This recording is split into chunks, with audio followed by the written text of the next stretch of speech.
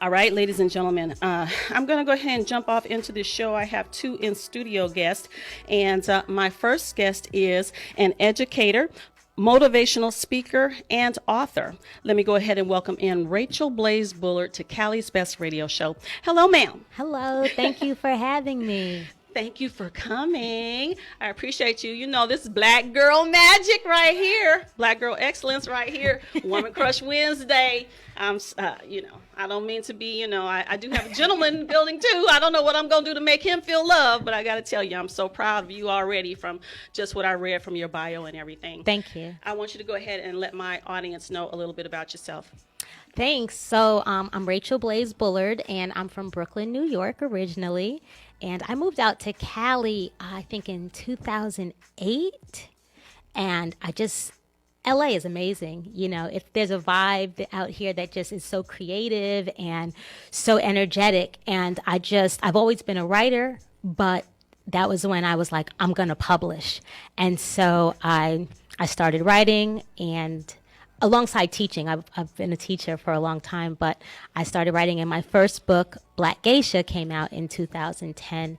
And from there, as a teacher, working with students who, specifically with special needs, who had very low self-esteem, who didn't love themselves, who didn't think that they were smart or beautiful, I published another book called You Are a Star, for those children, to empower and to inspire them to love their skin, love their hair, love who they are, and know that they can do, be, and have anything that they want.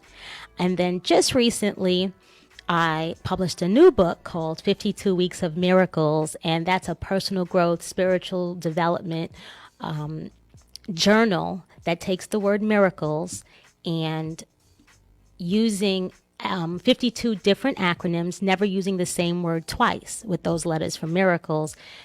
It creates these inspiring, empowering phrases that people can use throughout the year to meditate on and really go within and see where they fit in their own world and in the greater universe. Oh my gosh. That sounds massive. That sounds like a massive undertaking. You made it sound pretty smooth.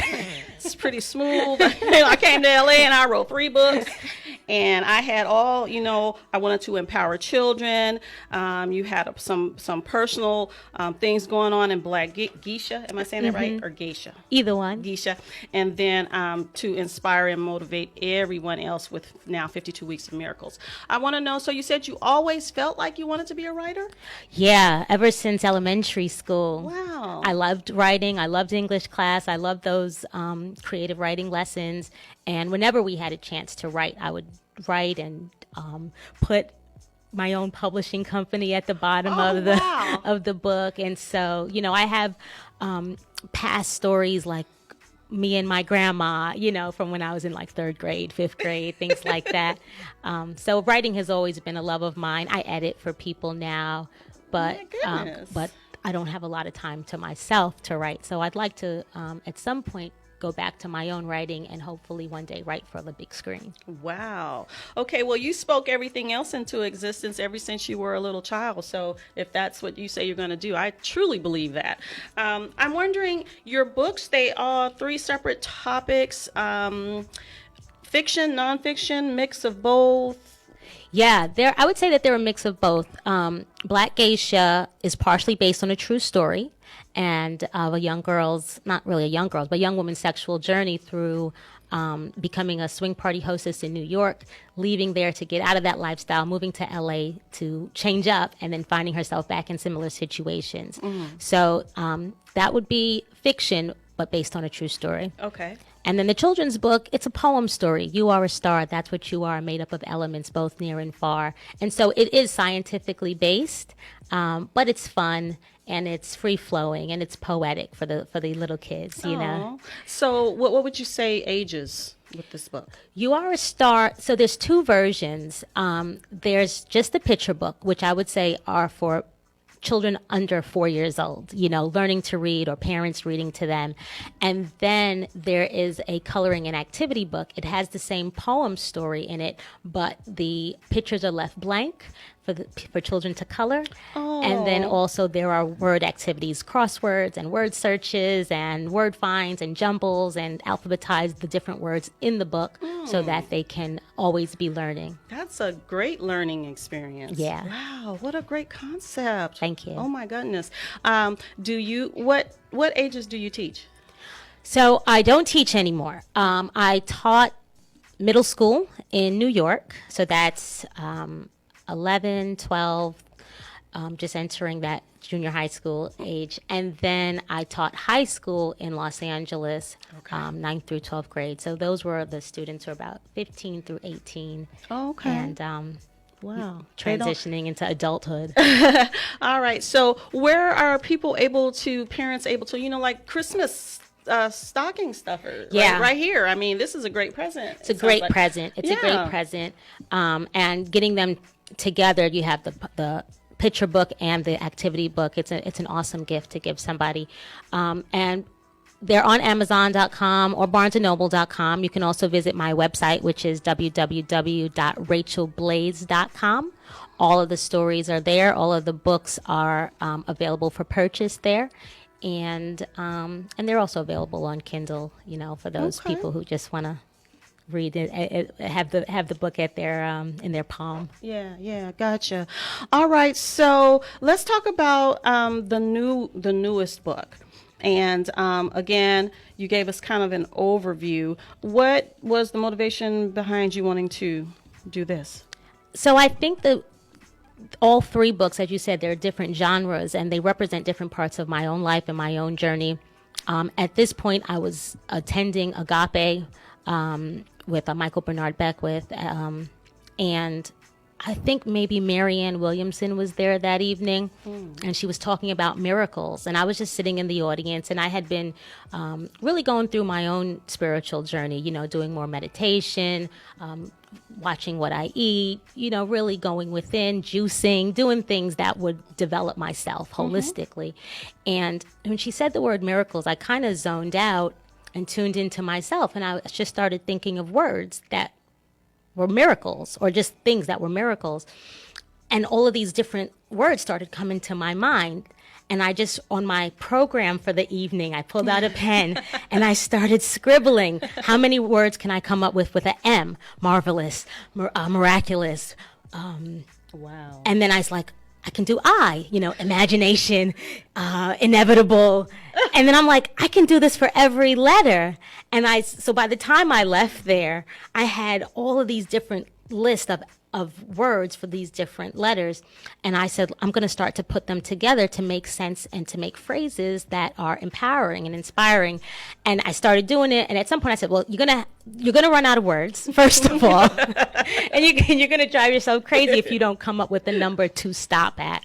And so I thought 52 was a good number because it's the amount of weeks in a year. And we can just sort of use each week. And the reason, too, I like weekly meditations as opposed to daily. And I do believe you should meditate daily. But I find like when I'm driving or washing dishes or folding clothes, things that happen throughout the week, I reflect on. And you're like, oh, you kind of have small epiphanies throughout the week about other things, conversations that you play back in your head. And so I wanted this book to be a way for people to really reflect on their week and on those phrases every day so that they can really come to a deeper understanding of what it meant for them and what their life means. And there's also areas that they can journal in the book, too. Nice. So have you had a chance to get any feedback? What's the feedback been like? Yeah. So people really love the book, and I'm really happy about that. I bet. Because this one was a little scary for me. People don't like you to touch their spirituality or their religion or whatever it is that is their higher being. And so this sort of creeps into people's personal space, and but the feedback. So I've done 2 book fairs since this came out in July, and people are telling me that they really like it. It's helping them. They're going through it. They're following the weekly meditations.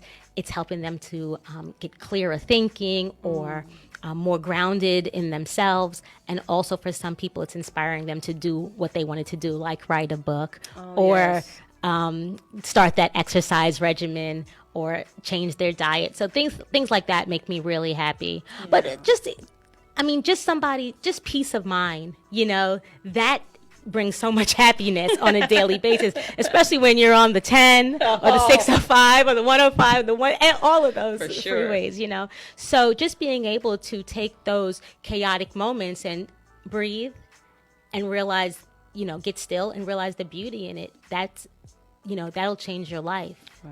It certainly will. It certainly will. Can you tell us what is your weekly motivation for this week? What you've been focusing on? So they're numbered, but I don't necessarily go by the weeks because when you pick it up, you don't have to start with this week. Gotcha. Now, some people. So one lady said, "What week is this?" And I was like, "I think it's 37." That was like a couple of weeks ago. So she went right to 37 and decided that's where she was going to start. I personally would just start at 1 from wherever week I'm in. But like number 2, I just opened up, matching inspiration and realism, achieving controls, locating and eliminating stress. Wow. Like if you can locate and eliminate stress, you're in good shape. Yeah, stress kills. Yeah. That's the worst thing, stress. So you publish these books how? I use Dog Ear Publishing, and that is a self-publishing company. So it's kind of a hybrid. It's not self-publishing like you would do through Create Space, where it's all you, but it's also not like Random House or Penguin that takes you under their wing and, pays you for being you. And promotes it and everything. Right. So they do kind of a bit of both, where you still own all your rights and you still have a lot of your own promotion to do. However, they create your website and they form a package for you, and they do a press release, and they also print your books. And so I use them for Black Geisha. I really liked the way they did that one. And so when I had these other 2, I used them again. Nice. So are you doing the covers or they do it? No, I do.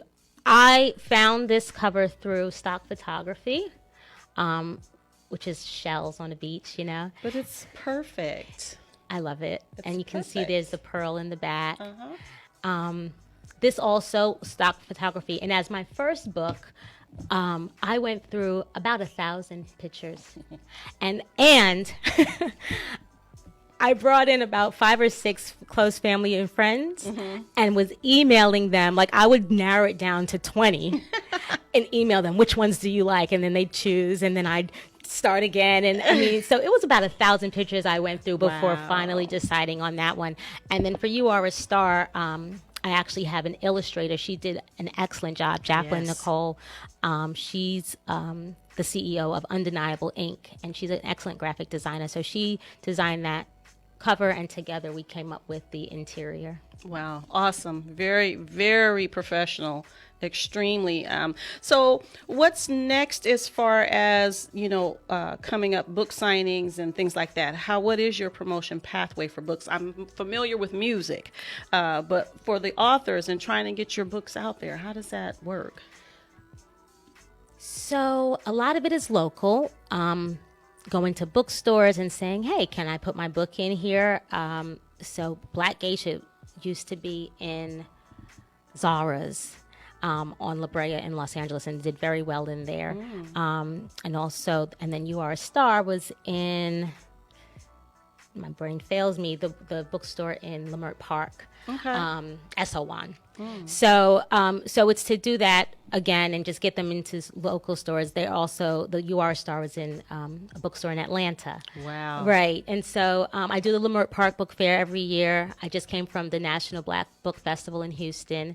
And then coming up will be LA Times Book Fair, which is awesome. It's the biggest book fair. And so I'll be there. And then for the first time next year, I'll be at the Harlem Book Fair. And also, there's one more. Oh, Dr. Rosie does a Black writers on tour, usually in Carson. So I'll do that. Oh, okay. Oh, my hometown. Nice, nice. All right. So, what do you have coming up next as far as, you were saying you see yourself writing for the big screen. What are you doing in preparation for that? So after all of these years, so this Black Geisha is about 10 years old, I did create a script for it. And I shopped at a few places, but it's hot and steamy. They don't want to touch it. It's an erotica novel, but it was it's good practice of learning how to write a script and also how do you shop it, how do you get it out there. And so although it might not be the right content, a future book will be, and I'll be able to do that kind of with more ease. Did you say you wrote this book how long ago? Almost 10 years ago. And you tried to shop this recently? Yeah. Oh, because I was going to say, just judging from the excerpt that I read and kind of with the way things are now and certain movements and certain, I would think that this would be something that somebody would want to show. I think because you can tone. That's what needs to happen. It has to be toned down a little bit. So I really transferred or transplanted the book straight to the screenplay. Okay. And it was, I think it was a little too much. Yeah. Okay, gotcha. All right.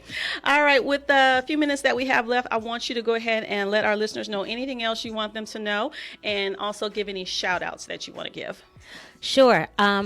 Everybody has a story, so you should always be writing, whether it's in your journal, whether it's little notes to yourself.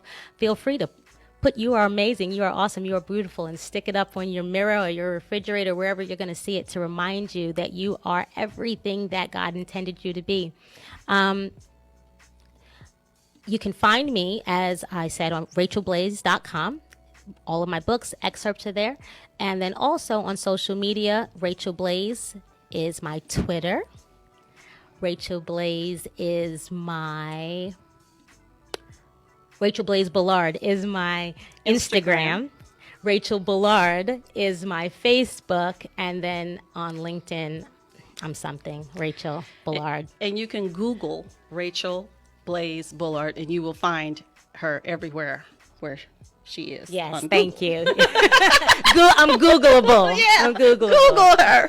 All right. It has been an honor and a pleasure to have you here at Callie's Best Radio Show, and I wish we actually had some more time because I would like to read a few more of those. But great work. All three concepts, all three books. You made it happen, and just high five, girlfriend, black girl. Thank you. And these are yours.